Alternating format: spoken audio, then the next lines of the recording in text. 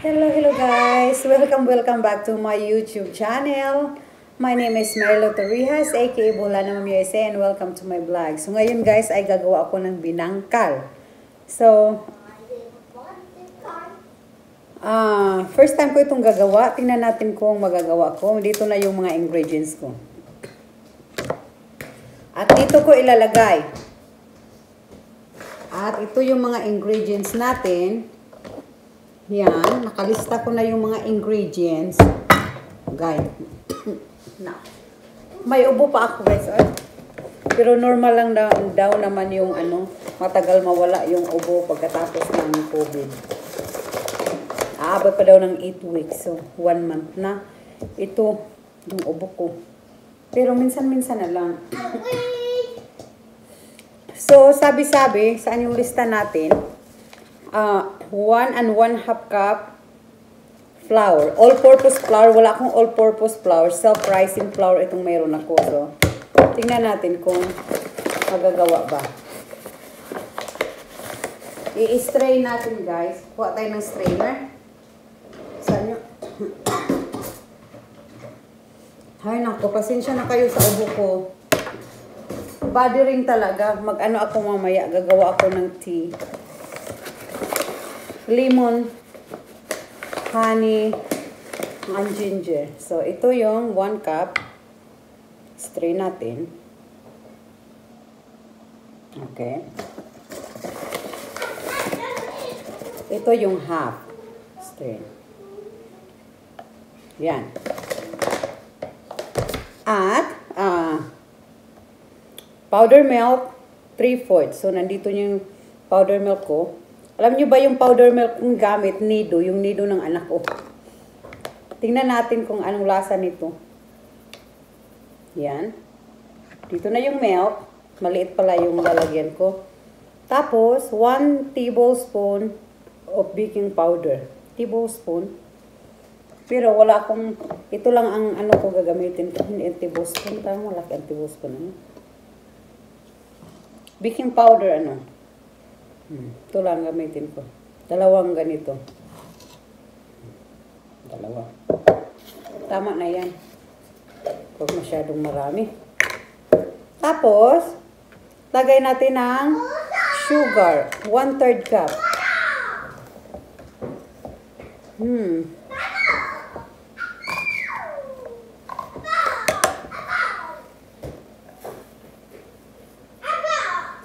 Half cup yata ito eh. Hindi ko lang punuin. Wala akong 1/3. Nilagay ko na lang dyan. Tapos ano pa? Ibab, melted butter, egg, sesame seeds. So, ihalo natin ito lahat. Dito. Ihalo muna natin ito guys. Woo! Ang sugar ko malapit kong na Yung mga dry ingredients, halo muna natin. Halo-halo natin ang mga dry ingredients hanggang mahalo talaga siya. Yan. Ito na.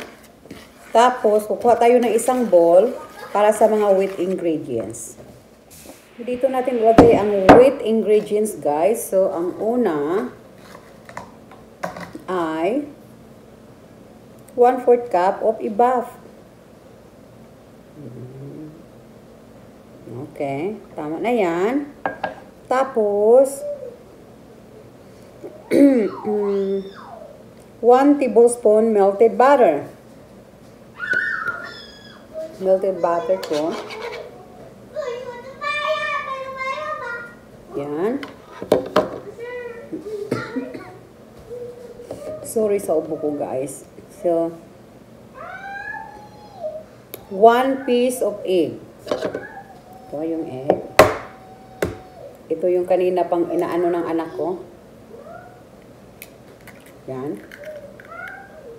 Ano pa? Yan lang. So, i-ano natin mix. Ito ng ating wet guys.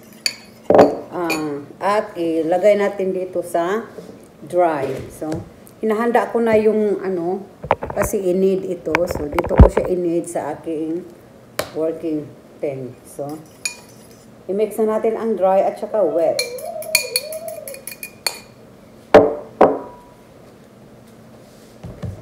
Dito natin i-mix kasi.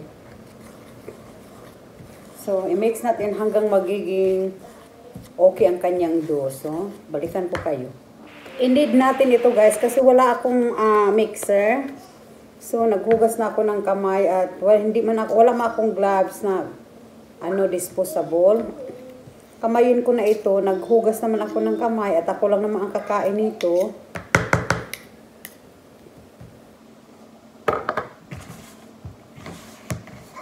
Para nasubraan ko. Tingnan natin. Yusin natin yung pag-knead niya. Hindi siya na corporate guys. So, ayusin natin yung pag-knead. Parang basa. Parang basa na hindi ko maintindihan. Parang basa na dry. Tingnan natin ha. Parang basa siya na dry. So, i-knead ko muna ito guys at babalikan ko kayo. Mag-ano na tayo guys, mag-form. May sesame seeds ako dito. Ito yung water ko. At dito ko ilalagay yung mga nagawa ko. So, lagay ako ng oil sa kamay ko. Ayan. Ito na yung dough natin guys. So, i-cut ko ito into half na lang siguro. Para madali. Ganito. Kulang naman kakain ito guys. Yan. I-cut natin. Wala akong cutter.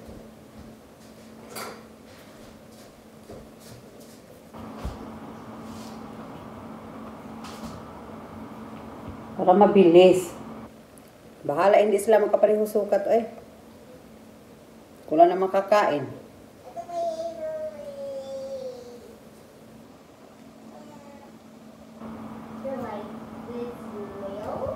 Is a whale? Buti yung anak ko hindi nag-ano dito.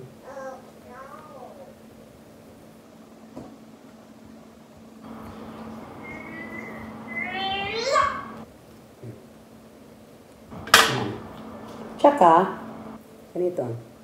Ganito lang. Tapos, i-dip daw siya ng tubig. Tapos, i-dip dito sa lunga. Itong gamit ko na sesame seeds, guys. Sa Walmart brand lang na maliit. At, yan. Ito na. So, kukuha tayo ulit ng isa. Tapos, iwanan ko na kayo. At babalikan ko kayo pag na yung ready na siyang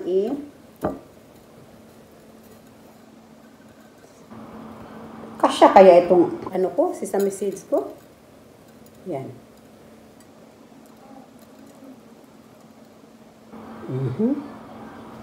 Yan. Isa pa. Tapos pakita ko sa inyo yung ano niya.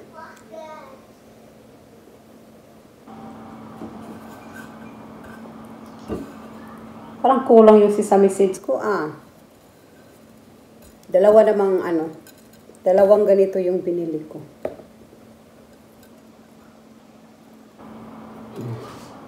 Pakita ko sa inyo, guys. Sama tayo. Yan. 3 nagawa ko. So, tapusin ko ito. Guys, at babalikan ko kayo. Hello guys, I'm back. Nagpainit na ako ng mantika at ito ang deep fryer ko. Konti lang, dito ko siya i-deep fry. Maliit na kaldero yung ginagamit ko para konti lang din ang mantika na gagamitin ko. At ito yung aking ilulutuin. So, mamaya pag mainit-init na siya ng konti, pakita ko sa inyo kung malagay ko na. Hinaan daw pala yung apoy para hindi siya masyadong madali siyang masunog. So, para dahan-dahan ang pagkaluto. So, balikan ko kayo, guys. Tapos guys, habang tayo ay naghihintay, ito yung anak ko, guys, ginagawang Play-Doh ang R. What you doing? Ray. You got Play-Doh? So, wala siyang Play-Doh, guys. R. Ray. S. So, yan siya. Wala siyang Play-Doh. So, binigyan ko siya ng isang circle. Mag-ano na tayo guys. Maglagay na tayo sa mantika. Well.